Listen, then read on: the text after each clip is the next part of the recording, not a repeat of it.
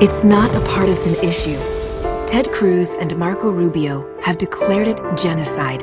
Hillary Clinton has too. A majority of the American people agree. This is what Christians and other religious minorities are facing at the hands of ISIS in the Middle East. What you've just seen there is a portion of an ad from the Knights of Columbus urging action to end genocide against Christians and other religious minorities in the Middle East. The Knights of Columbus have been on the forefront of trying to get the Obama administration to acknowledge that, in fact, genocide is occurring there. And earlier today, the KFC released a new report documenting in more detail the genocide facing Christians in the Middle East, and that it, in fact, meets the criteria specified by the UN Genocide Convention of 1948.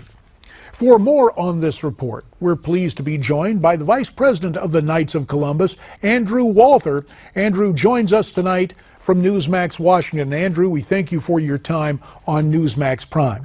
Now, we're going to get to your report in just a minute, but we'd be remiss if we did not mention that elsewhere around the world, today the Chinese government is facing accusations of cracking down on the religious freedoms of Christians, reportedly burning crosses and imprisoning some Christian leaders. What do you make of this renewed Chinese hostility toward Christians? Well, you know, I haven't seen that report, but what I can tell you is that very clearly the Christians are the group that is most persecuted around the world, and a number of places have reported on this. The New York Times reported on this. The Pew Forum has stated this, and of course, John Allen's great book, The Global War on Christians. It's very, very clear that Christians are targeted at an unparalleled level around the world, that they are the most targeted religious group. And so I think for us in this country, we have to take a step back and understand that what's happening around the world is hurting Christians in a variety of countries on a variety of continents. And obviously, we are most concerned about what is transpiring in the Middle East. I mentioned earlier the new report that you released today talking about the criteria to define genocide and that 1948 United Nations Convention. If that's the definition, why on earth is the State Department and the Obama administration resisting calling this genocide what it is? Well, you know, that's a very good question. This is not a place where moral leadership is needed by the United States. This is a place where simple consensus building, where simply going along with what the rest of the world has said is what's needed. The European Parliament has called it this. The Kurdish and Iraqi government have called it genocide.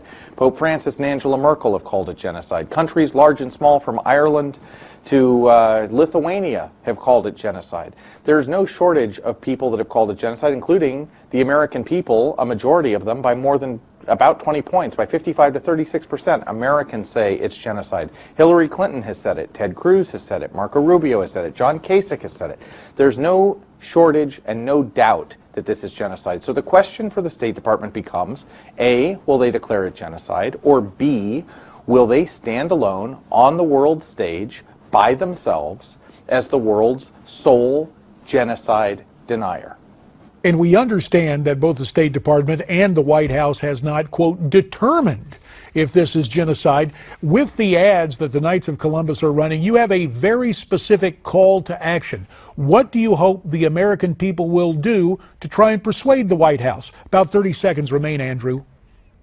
Sure. Well, we have a website, stopthechristiangenocide.org. People can sign a petition there to Secretary Kerry, and I think that they should have their voices heard. I think that it's very important that the United States not make here the mistake it made in Rwanda, not make here the mistakes it made during the Holocaust, that the United States get it right and get it right for history. If they don't move forward with a genocide declaration, the judgment of history will be very, very harsh. Andrew Walther, Vice President of the Knights of Columbus. Andrew, we hope you will visit with us again as we continue to monitor this story.